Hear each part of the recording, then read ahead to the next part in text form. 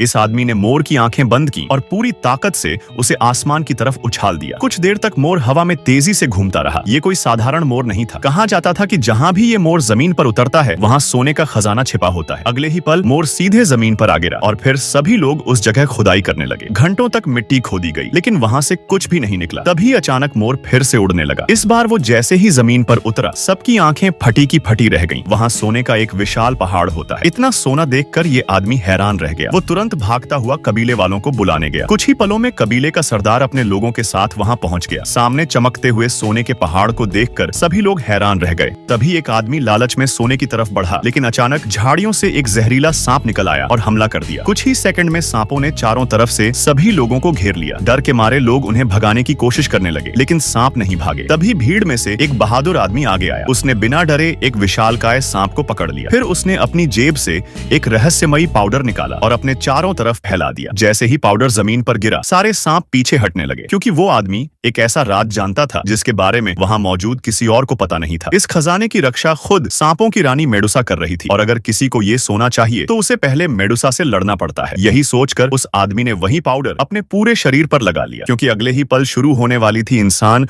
और मेडुसा के बीच एक भयानक लड़ाई।